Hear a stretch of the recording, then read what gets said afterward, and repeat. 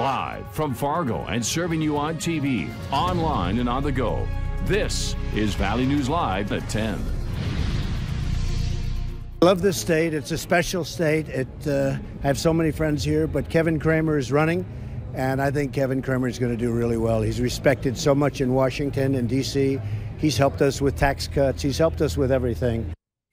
You just heard from President Trump to one of our own. In an interview you will only see on Valley News Live, President Donald Trump talks one-on-one with Valley News team's Chris Berg ahead of the president's rally for Congressman Kevin Cramer. Our team has been following the president's visit all day. Let's go live outside Shields Arena, where Mike Morgan will kick off our team coverage. Mike? Andrea, quite a comparison and contrast to the parking lot behind me, where 8 to 10 to 12 hours ago there were thousands of people out there, and now only a vendor's tent and a row of porta potties. Anytime the President of the United States makes a trip to your city, that's a big deal. So when the President of the United States said he was coming to Fargo, North Dakota, it turned into a big deal. And anytime you get a chance to talk one-on-one with the President, wow, that's a coup. Chris Berg, you're joining me now, and yeah, what an accomplishment. Well, no accomplishment because of me. It was because of you. It was thanks to Mike Morgan giving me some tips that we actually had a chance to visit with President Trump one-on-one. So thank you for giving me some good coaching, my friend. Well, and it turned out to be quite a deal. It was amazing. You know, you think about President Trump, there's all this conversation around him, obviously. But I got to tell you, chatting with him, it was like talking to you, talking to a good friend. We talked about, obviously, Congressman Kevin Cramer, the situation with the race against Heidi Heitkamp, Justice Kennedy saying he's going to retire today, and what that means now for this race, because remember President Trump earlier said, hey, we can't really count on Heidi Heitkamp for her vote, but she did vote for Supreme Court nominee Neil Gorsuch. So I asked him, hey, will you get her vote again if you get this done before this election? I think we've got a clip from my interview with President Donald Trump. Thank you for being here. Big news today with Justice Kennedy retiring. Yes. You tweeted recently that Heidi Heitkamp is always a no when you need her, but she did vote for Gorsuch. Do you think you can get her vote if you vote before the election on this? Well, she's been a no. I mean, she was a no on the tax cuts. The fact is they go along with Pelosi and Schumer, and I now add to that Maxine Waters. This seems to be a new leader in the Democrats, and she's been a no on almost everything, and I just can't rely on that. We have great things that we're doing and we're putting forward, and the people of North Dakota love what we're doing, and we can't have the no votes. You know, we have 51 right now, which is really not a majority. You know, it's essentially not a majority because we have, of the 51, you can't, right. You lose one and all of a sudden you can't win. So we need Kevin so badly, and I think it's going to happen. I see the enthusiasm. You see the people here tonight. We love you. And it's a special place, and I appreciate what you just said. So President Trump obviously very excited to be here in the heartland with the forgotten men and women of North Dakota. Clearly, Trump on the stump for Congressman Kevin Cramer. Had a lot of great things to say about Congressman Cramer tonight. And we're going to see this race, I believe, really heat up now after having the president stop here in Fargo. The good news for those of you that came here today, maybe weren't able to get into the Shields Arena because it does only hold 6,000 people. After my interview with President Trump, Senator John Hoeven came over. We talked about President Trump possibly being back, and he said to me, he goes, Chris, do you think I could have filled the big arena? I said, yeah, Mr. President, I think he could have filled the big arena. And one little secret here is we did talk briefly. I don't know if this is going to happen, but we did suggest maybe having Carson Wentz open up for President Trump at the Fargo Dome at some time in the future, which I think we could easily sell out a 20,000-seat stadium with those two here in Fargo. What do you think, Mr. Morgan? Well, it's possible. I know you will be hearing more about your interview with the president in coming days. Yes. In fact, I think we've got it up online. So we did talk about, his message tonight to the people of North Dakota. There's been a lot of uncertainty for our farmers out there because of the tariffs, the potential trade war. So I asked him about that. I'll give you a sneak peek. He said, just be patient. I've done this a lot, Chris. I'm the art of the deal guy. We'll get this done. But you can watch the whole interview up at Valley News Live. So please check it out. Some really, really outstanding information. It was a fantastic interview. All right. Thanks, Chris. Thank you, sir. The promises inside, I should say the banners inside said promises made and promises kept. And that was part of the message that was delivered today by President Trump as he came to Fargo. It was all about accomplishments and accountability. From the recent ruling on the travel ban to progress on building a wall to protect our southern border, the president seemed happy with what's happening. Republicans want strong borders and no crime. Very simple. Not complex.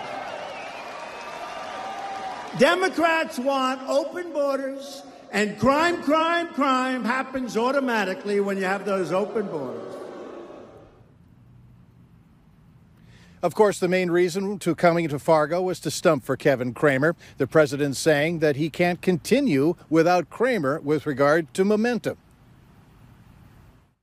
You need a senator who doesn't just talk like they're from North Dakota, but votes like they're from North Dakota. That's what you need, and that is Kevin Cramer. The president also taking opportunities to take shots at Kevin Cramer's opponent, incumbent Heidi Heitkamp. Overall, a rather raucous crowd, but nonetheless, a very successful campaign stump for the president in town for Kevin Cramer. Reporting live outside Shields Arena in South Fargo, Mike Morkin, Valley News Live. All right. Thank you, Mike and Chris, for all your live coverage today. We appreciate it. Immediately following the president's political rally in Fargo, U.S. Senator Heidi Heitkamp sent this statement to Valley News Live. It reads in part, "I don't answer to a political party or president. I only answer to North Dakotans who deserve an independent voice in the Senate. That's why I have always been eager to work across the aisle, including with the president, to get results for our state, and today's rally hasn't changed that." You can see Heitkamp's full statement online at valleynewslive.com. Over 600 Trump protesters gathered at the Cashwise on Veterans Boulevard this evening. They marched down 32nd Avenue and ended up toe-to-toe with Trump supporters outside Shields Arena. One woman told us she was rallying for Medicare, while others said they were there in protest of the recent upholding of the travel ban. I mean, we're peaceful people. We're here to, try to get along. But at some point, like my sign says, there comes a time when silence equals betrayal. If you're not standing up for these people who are being attacked by this administration, then unfortunately, you're siding with Trump. Protesters told us they didn't have much time to put together the rally, but were pleasantly surprised with the turnout. Crowds of people braved the sun and heat for a chance to hear President Trump speak at tonight's rally. Also mixed in with the crowd, kids. Children were almost as common as the hats that say "Make America Great Again," and parents say that's the way it should be. They get so much misinformation that by being live at these events, they can actually see and view what's actually going on in our country. They are going to be our future, and they'll be paying the taxes here, and they'll be the ones that are going to be voting on presidents in the future, and they need to know how our process works. Trump supporters say regardless of political party, everyone can learn something from the president's visit, from learning about politics, what they're about, to respecting others with different beliefs. Some people were treated for heat exhaustion out at Shields Arena today, the hot temps getting the better of them. Hutch will certainly welcome a cool down overnight. And indeed, that's the direction we're heading. Some may still see some thunder showers, but nothing going on the radar right now as we head into the overnight hours. There's a little blip that seems to be trying to form there not far from you in Edgeley.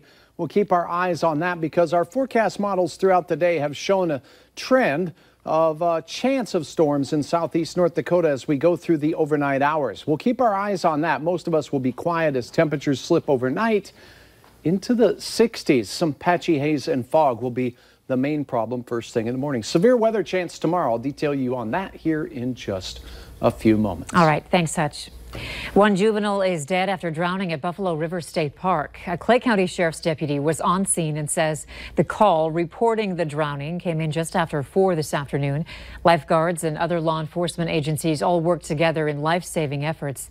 The cause of the drowning is unknown at this time. The drowning was witnessed by someone at the park who notified lifeguards on duty in regards to what was happening. They followed protocol in locating the juvenile. They removed the juvenile from the water, and life-saving efforts were started at that time. The situation is now being investigated further by talking to eyewitnesses and working with park officials. They're also working with family members in regard to their wishes. Stay with Valley News Live for updates on this story. Today is National HIV Testing Day, but experts say the people who are at high risk for contracting HIV are not getting tested. What's happening that they're missing out on a crucial test? Still to come. Plus, exercise now and reap the benefits later in life, the age group that could be impacted the most by that advice.